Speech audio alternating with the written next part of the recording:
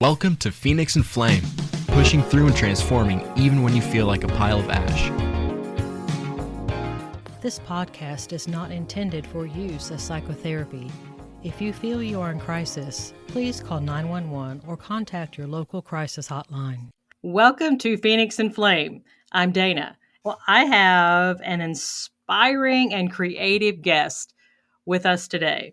Her name is Portia Booker, otherwise known as Portia the Producer.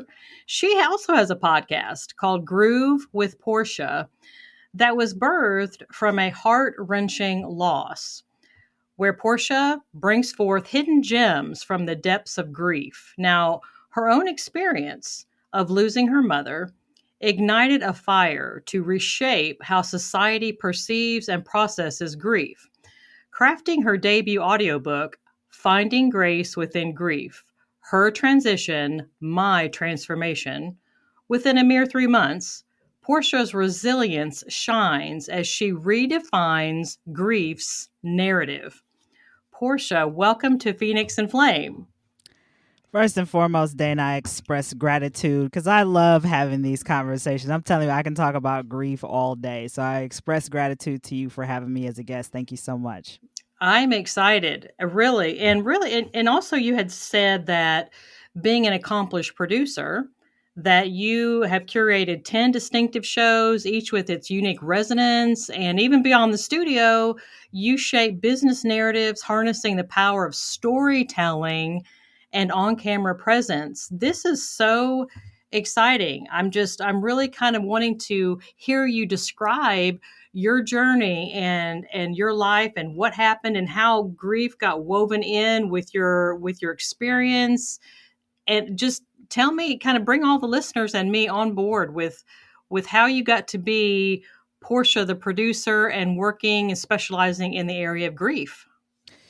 Oh, Dana, let's just take a little seat on the train of bumps and roads, because that's what it's been. It's been bumps, roads, crashes, burns, all the things you can think of.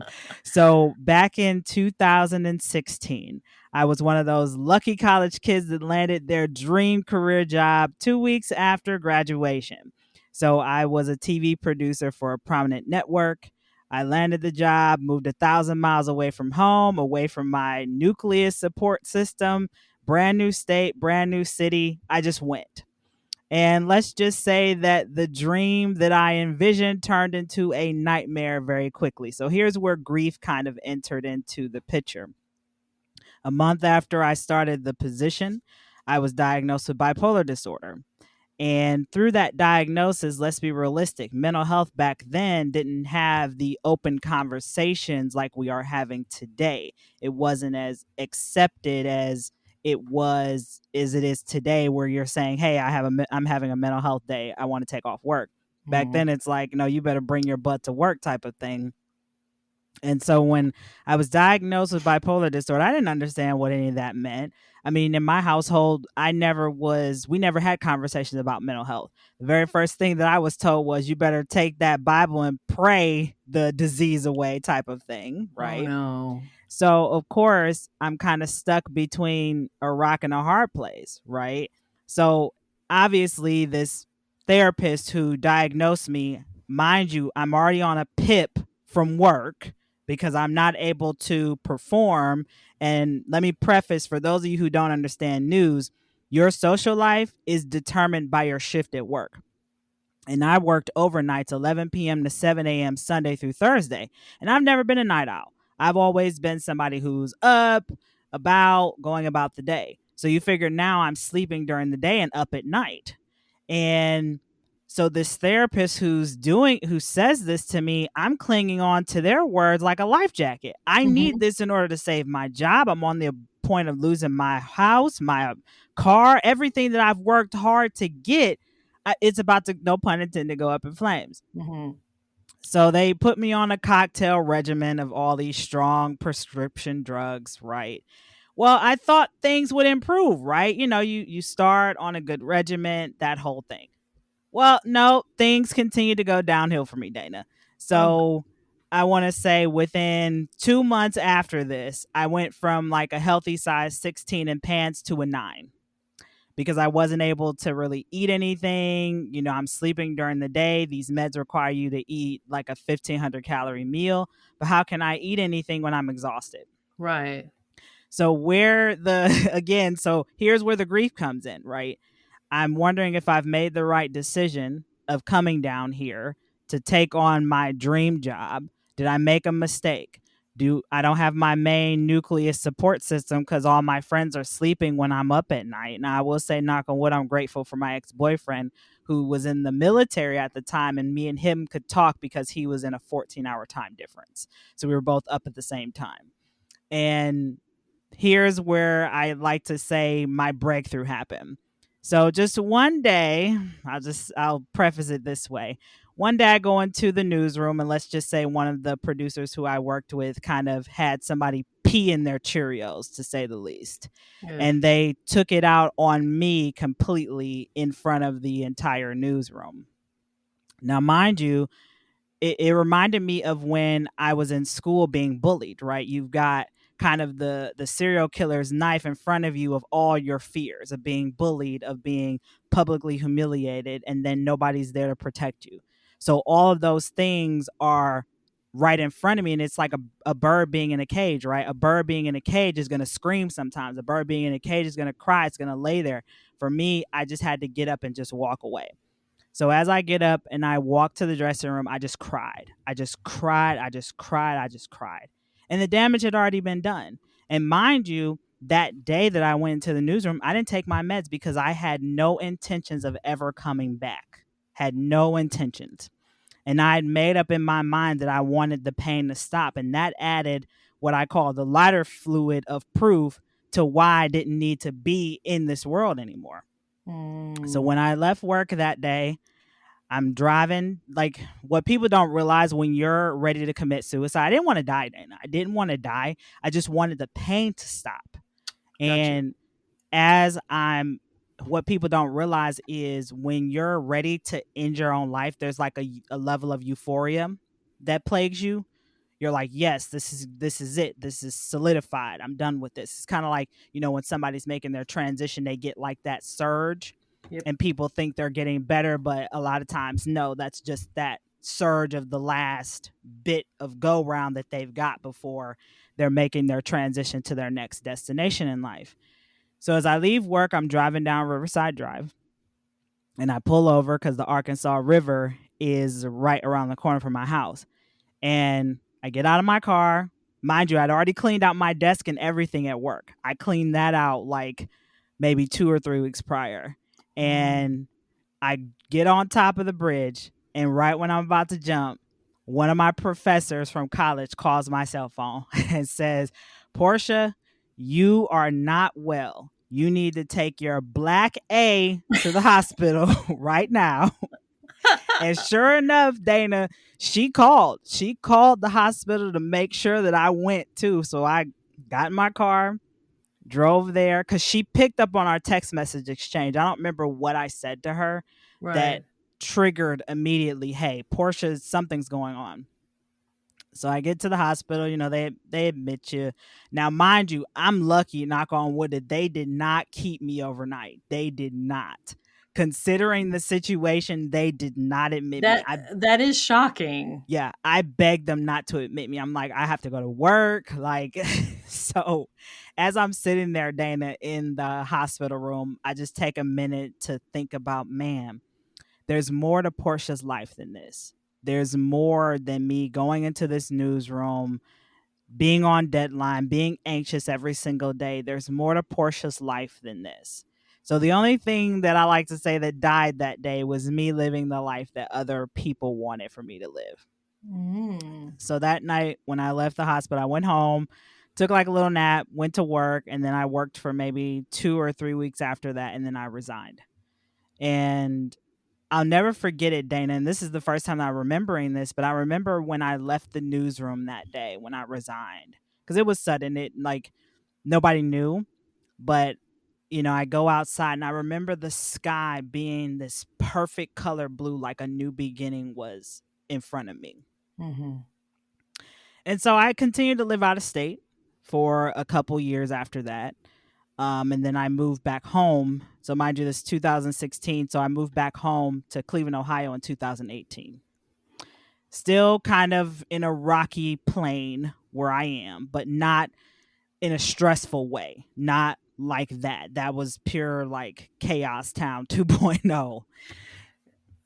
Portia, I'm listening to you describe all of this, and I'm thinking how many people truly are walking that right now. Even, Mm-hmm. people that are listening to this podcast right now that are feeling that. And as you've been talking, I've been kind of writing some notes down because I didn't want to interrupt your flow. You've mentioned several things that I wonder if we could kind of hover over and discuss a little bit more. One was the experience of being bullied and how that feels and how what do we do about that. Another thing you talked about, bird in a cage, that it reminded me of research about learned helplessness. I don't know if you ever heard of this research or not, but going through school, we had to learn about different things like that. And they actually had, and of course, I don't know if they could do it nowadays, but they had mice that were on a platform and they would like shock the floor Mm. and they would jump over onto the other side. At some point, they put this glass up to where they try to Mm-hmm. jump over to escape the floor, and they couldn't escape because they would hit the glass and just come back down. They did this for a period of time, and then what they did was they removed the glass, and when they shocked the floor, the mice would not try to jump anymore. They just stood there. It was called Hmm. learned helplessness, that they learned that even if they tried to escape it, like, the bird in the cage, even if they tried to escape it, they couldn't. And so they learned to just stand there. And that, I think so many people are in that kind of a situation. And I'm remembering kind of how you described that part of your scenario and your experience where you just felt like you were being bullied and you were just kind of trying to react, but you felt like a bird in a cage. When you reflect back on that, any kind of insights that you have now that at the time you didn't because you were just going through it for the first time? When I think back to your first question about being bullied, when I was in middle school, I was bullied for being different. And a lot of times we don't think about that when we embark in our careers, how that might resurface and what that looks like. Mhm. And so if you've always been somebody who's never really stood up for themselves and always wanted to keep the peace, then eventually, kind of like to your point with the experiment with the mice, eventually being that bird in the cage, you're going to react somehow. Mhm. Eventually it's going to boil over. All your emotions are going to surge and they're all just going to come out at some point. And when I think back to that moment, there was a lot of fear because in the newsroom that I worked in, I'll be realistic, I was one of the only African Americans who worked there. So, Okay. of course, let's be realistic. That plays a role in how you respond to certain situations at work because there's this level of, I don't want to say it this way, but I have to, damned if you do, damned if you don't. Okay. So when you're in that boat of no matter what you say or do, it's not going to be professional, you're going to react somehow. And from the very beginning, when I was there at that station, I felt like I was never welcome from the beginning. Mm. And so how can I, and then the fact that all these other people, mind you, there was other women who were around and none of them said a word. And that already set the tone for me moving forward with how I interact with people now. Because the bystander syndrome was in full effect in that newsroom. And to your point about the bird in the cage, think about all those other mice that are in there watching how each one is reacting. And it's kind of like how when we yawn, yawning is contagious. It's Mhm. almost the same thing. And for me, I literally shut down. I completely shut down when that happened because it took me back to when I was in 4th or 5th grade being bullied. And again, the teacher standing there not saying a word. And see, Portia, you bring up such an excellent point in the bystander syndrome. This is a huge, huge deal. And I know lately I've been seeing some various video snippets on TikTok about bullies, little scenarios from different movies about bullying and how to stand up to that and what that experience is like. And it's kind of like the bystander is so powerful. And it's really kind of if it I don't want to say it's caused by a bystander, not necessarily caused, but the bystander can do something. And Mm-hmm. when you're the one being bullied, or maybe whoever's listening, maybe you're the one being bullied, or maybe you're witnessing someone being bullied. It's like, say something, do something, take a stand. It's just like this has to stop somewhere. And a lots of times it's the bystander. Yeah, and it's I'd say even now today, now comparison to when I experienced this, I feel like now it's worse because of the internet, where you've got a collective of bystanders, where yeah, you might get a few people that say something in the comments, but no, let's have a public apology, not this quiet backdoor, hey, I'm sorry for what I said to you. But people have screenshotted this. It's become a meme. It's become all these other things that are gonna haunt me for the rest of my life, in comparison to me, where even though it was enclosed in an enclosed space, that still has scarred me for life. Mm-hmm. I'm still not over that. Like, I'm able to handle myself in situations now. When I feel that there's a potential threat, I can exit from the room. I know my exit and safety plan, but Mm-hmm. then it makes you cautious. It makes you nervous and makes you not want to, in a sense, form relationships with people, because when you see that stuff. Right. Well, and Portia, let me ask you this. You mentioned that you were the only person who was African American in One of them. that one. And so take a moment, if you would, and help explain to someone who is from another race what it feels like so they understand, so that they can come together. And because I think for us, if we pull together and we can listen to each other and understand what it's like Mm-hmm. to stand in each other's shoes, but sometimes we don't necessarily know what that feels like. And so being from this race or that race or this I mean, there's so many ways that Mm-hmm. we are different, and I love differences. I absolutely love that, and I love reaching out and making a space for that. And that's one of the things that we do on Phoenix and Flame, is talking about not judging and really trying to see things from the other person's point of view. So it's kind Mm-hmm. of like, from your point of view, when you were describing that scenario, when you felt so alone, and you brought up race as one of the reasons why you felt alone, what did that feel like? What would you want people that were standing around, or people that are listening that are from another race, what would you want them to know what that felt like for you at that moment? Let me preface, Dana. A lot of times I don't consider race into my scenarios, but for context purposes, I am, because of where this station was located, also what was going on at the time. So at that time, that was the case of Betty Shelby and Terrence Crutcher. If you guys remember that case, where Terrence Crutcher was on the freeway, Betty Shelby, who's a officer, shot, killed him, that whole thing. So I'm prefacing it for that reason. Now, what I would just want moving forward is, why can't we just be our brother and sister's keeper? We Mm-hmm. wouldn't want somebody talking to our sister like that. We wouldn't want somebody talking to our brother like that. And for I me, love the that. fact that I had other women who were in that newsroom that did not say anything, they just stood there. And I'm thinking in my mind, what are you teaching your daughters? Are Mm-hmm. you teaching your daughters to be submissive? Are you teaching your daughters not to stand up for themselves if somebody comes and slaps them across the face? What example are you setting for them because of what you witnessed with me? Mm-hmm. That's what I want more people to consider, is what example are you setting? And it doesn't have to be an aggressive way. Mm-hmm. Somebody could just say, hey, don't talk to her like that. You don't talk to anybody that way. because I've done that when I've been out and about in different places.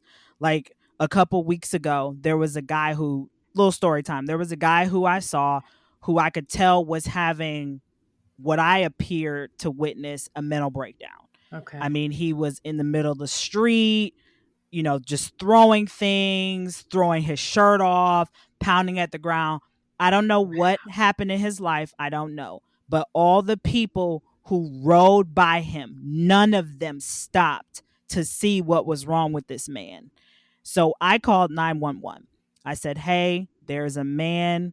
I gave him a perfect description of him, where he was, and I waited until they came because I don't know what's going on. But the fact that somebody saw him, he's obviously in distress. He's in some type of emotional, mental distress where he needs somebody to say, I see you. Somebody's here to help you. Yeah. And I wish that more of us would take that approach, that proactive approach. Like, I love how in the world we live in today, there's all these different sayings of collaboration over competition and removing the mean girl culture, but it's still here. The ones who, I've noticed, the ones who say it are still the ones who perpetuate it. So it's like, are Gotcha. we just saying this as a trending thing, or are we really willing to have the hardcore conversation around this? See, Just like, I love that. I love the, are we going to do it?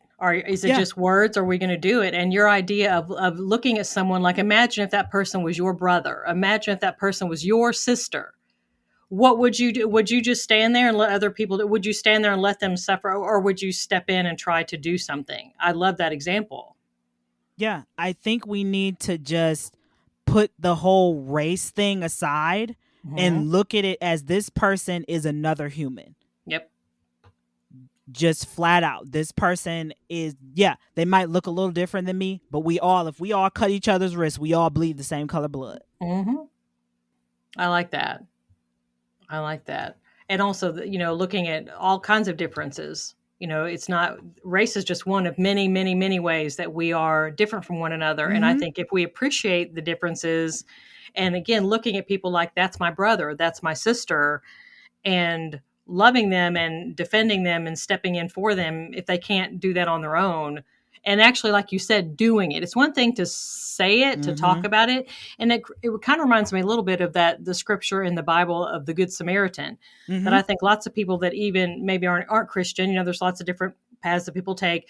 They still usually understand that whole story. There's so many people that walked by this guy that Mm-hmm. had been beaten up, and they had all kinds of reasons. They were late somewhere, or they don't really know him. They don't really know what he might need or what was involved, or he's from the other side of the tracks, so to say, or he's from another nationality. I don't really know. And then you have the guy that finally stopped. He didn't really have any reason to stop other than, that's my brother. I'm going to Mm-hmm. stop. And he took care of him. And it's just kind of like, are we going to be the one that stops? Or are we going to be the one that has the excuse? And most of us make an excuse no matter what. Like, even when I go to the gas station now, I know we were like divvying off topic, but I don't mind. But even when I go to the gas station now and I see there's somebody who obviously is asking people for money, a lot of times I keep bottled water in my car and I give it to them. Here, Mm-hmm. at least I can give you some water so you're hydrated. I don't know your situation. It's not my business if you want to disclose. And one time I did ask. I Mm-hmm. asked a young lady at the gas station. I said, "Can I ask you what you're doing here?" Because she looked younger than me. I'm 31, and she looked like she was in her early 20s. And she just told me, she's waiting for her caseworker to get her food, so she's standing out here to get money for food for her 2 kids. And I told her, I said, get out of here. I said, do not stand down here. I gave her $20. I said, get out of here. Don't stand down here because it's dangerous down here. There's all types of weird stuff that goes on. I'm like, get out of here. Go home. But think about, I don't know how long she'd been standing there. I have Yeah. no idea how long she's been standing there until I got there. And this was in the morning, around like maybe 11 o'clock in the morning. But think about that, how we, again, the bystander syndrome, we judge instead of really inquiring to get an understanding. Got you. That is so important. Now, what you were saying earlier, and I did want to kind of make sure that we wrap back around because I'm very intrigued and I want Mm-hmm. to hear more what you have to say about how grief Mm-hmm. and your processing of grief and your experience of grief really transformed your life and brought you to this place where you are now. Yeah, so I'll go back to 2018, after I moved back home from my TV career out of state. This is where I guess you can say grief really started to take form for me. So a month after I moved back home, my great grandmother passed away. And my great grandmother raised me as a kid. She was 102 when she passed away. Then a month after that, my mom was diagnosed with lung cancer. So it's like, oh, great. I moved back home and my feet are already hitting the ground running. Immediately I'm like, what did I move back here for? Should I have just stayed out of state? So there's already the grief of losing my granny, already leaving my dream career. Now my mom was diagnosed with cancer. And so at the time, Dana, I didn't really think about it as grief like I do now that I can reflect on it. And, for those of you who are here tuning in, Grew with Portia started in the mix of that. So shortly after my mom was diagnosed with lung cancer, I was already producing a show on WOVU, which is the radio station where my show started. I was already producing another show on there. Then a year later, the station offered me my own showtime. And so Grew with Portia started as just me interviewing just random cool people around the world, kind of learning their story of how they started, kind of like getting a profile of the business owner, not beyond the business, right? Like what's their hardship story? They're, from being this person who people didn't know to now, oh, this is the real story behind your multi-million-dollar business I type of love thing. those stories. I love them. And that's what Grew with Portia started as. And really, it was a cover up for me because I wasn't ready to talk about my mental health journey. So really, it was about mental health from the very beginning, but I wasn't ready to share my mental health journey of being diagnosed with bipolar disorder, almost committing suicide, that whole thing. And then after I kind of got my feet wet with that, in the mix of still taking care of my mom, Grew with Portia was my way of, I guess you could say, ministry, right? That was my calming place where I could get away from focusing on the whirlwind of my life, of becoming a full-time caregiver of my mom, right? And Grew with Portia took on the theme of grief fully last year in 2022. My mom, in July 2022, my mom made her transition. After a long battle of her lung condition eventually progressing to take over, I saw the need. I did see the need to have conversations because, Dana, after my mom made her transition, my mom was my biggest cheerleader. My mom was the one who named Grew with Portia. My mom was also the one who encouraged me to take my television career. And during that time after my mom, I just felt lost and I didn't know who to turn to, right? You can call 911 if you've got a cut or something, some type of catastrophic thing. You can call 988 now if you have a mental health emergency. But who do you call when you're grieving? Where do grievers go? Grievers don't have a space to go. And through that kind of that reflectory period that I had of my mom making her transition, I did a 3-part series in honor of my mom around grief. I covered different topics around grief, like end of life procedures. I covered how music can help with grief. And it was healing for me to talk to these different people, to not really focus too much on the loss that I really experienced. And I have to say, Dana, this is where this is where my audiobook kind of took its formation, right? So 2 weeks after my mom's transition, I went to go pick up her ashes from the funeral home. And you know that TikTok reel that has the owl fly into the guy's window and the caption is, when your spirit guides have a direct message for you and they need your attention?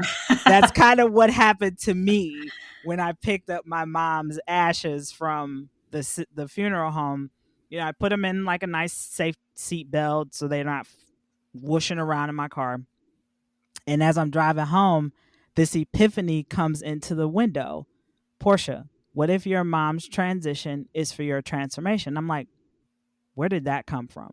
Where did that even come from? So I'm driving home, didn't think too much of it. I get home, and that same day, I think, is when one of my good friends connected me with a therapist because I wasn't able to sleep. I couldn't sleep. I was so angry. I was so hurt. I couldn't understand. And this therapist sat me down and said, look, I understand that this might not be what you want to hear, but your mom's transition is for your greater good. And now, mind you, I'm ready to have a fist fight with this person because I'm like, wait a minute. You're telling me that my mom making her transition is for my greatest good? What does that even mean? Well, they had me to write an open, honest letter to God about how I felt. And I did, Dana. I mean, I let it out like dirty laundry. I'm surprised that every Bible in my house didn't catch on fire because I was not happy. Me and God were at odds 100%. And sure enough, those 2 letters were the foundation of my audiobook, Finding Grace Within Grief, Her Transition, My Transformation. Because what I found is that all these people who knew that my mom made a transition, I didn't want them to feel sorry for me. I didn't want them to say, oh, it's a great loss, Portia. Oh, you'll never get over it. That was all the comments I was getting from people. And I was like, I'm not about to take on the way you guys process grief. I want to do it differently. And so when I wrote my audiobook, it was in response to all those people that had so much negativity associated with their grief journey. And so for me, her transition, my transformation, has truly been a powerful testament to where I am today. It's been a year and 2 months since my mom, and I'm already the producer of 12 shows now, 12 different shows. I get to work with some amazing hosts, including my own show. Outside of that, I've become an author in 2 different books. I've done various speaking engagements. I've done some live productions for people. I even had the opportunity to video a funeral, and I loved it. So that's another spoiler alert. I am becoming a death doula too. I start my death doula class in October, so I'm really excited about that. But that's kind of the premise, Dana, of how grief has been so powerful for me, because there was a hidden gift in my grief journey, and that hidden gift was coming home to me. Wow, Portia, that is so powerful. So powerful. And we're all going to be facing some level of that, of someone that we love dying, and what do we do about that? So I know our time here is about up, but I wanted to make sure that my listeners, how can they access you? Because I know they're going to be listening to your story. There's so much here. I mean, you've hit on so many things that are very real and very practical, and you've been so transparent about your experience and what you went through. And I know that it's really going to resonate so much with my listeners and their walk. And maybe they're like burning now. Maybe they're ashes now. Maybe they're trying to pull themselves back together from ashes. We're all in that. That's the whole phoenix and flame. It's constantly going round and round. We phoenix, and then we burn up.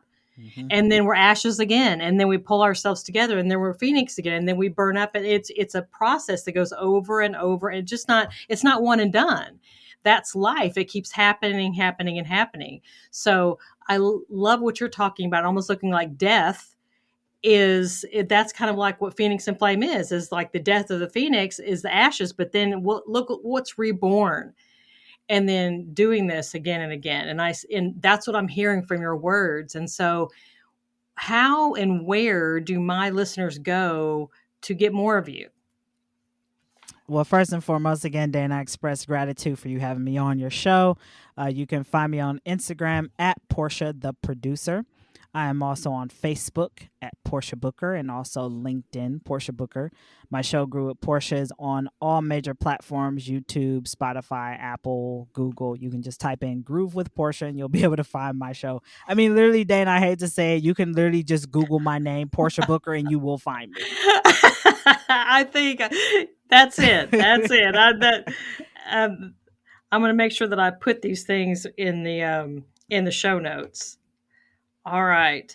Portia, I appreciate you so much taking your time that is so valuable because you have so much going on and your energy that it took to come here and to pour into my listeners, to pour into the podcast. Thank you. Thank you so much. Appreciate this. Yeah, anytime, Dan. If I can leave just one last word for your listeners, whether you're in your grief journey of losing a loved one, losing yourself, maybe transitioning from a career, maybe embarking on a new relationship, one thing to always keep in mind is that grief is not linear. It's not a process, it's a linear journey, meaning that it's going to look different for you in comparison to somebody else. Don't compare your grief pain to anybody else, because your level of love for whether it's a person, a job, or a place is equivalent to somebody else's love to somebody that they lost. Okay. The other thing is you got to feel it, and just learn to embrace your grief instead of evade it. That way it doesn't compound you into the ground and you're forced to face it. I'm Portia the Producer, everybody. Thank you so much. That is wonderful. Guys, I know you've heard multiple things today that you're thinking, oh my goodness, this is just exactly what I needed to hear. Or maybe you're thinking, I have a really good friend, or I have a coworker, or I have a relative that absolutely needs to hear exactly what Portia is talking about today. I've seen them going through this. They're experiencing this now. They need to get in touch with her. They need to follow her. They need to figure out what's going on with that. So please take this podcast and post it on your favorite social media platforms. You can copy and paste it in text. You can copy and paste it, the link in email, however you want to do it, whatever suits your style. Get the podcast out there so that we can grow our Phoenix and Flame community, reach out to one another, and support each other as we walk this walk of life. Thank you so much for your day. I hope you're having a great day. I hope the rest of your day goes fantastic. This is Dana on Phoenix and Flame.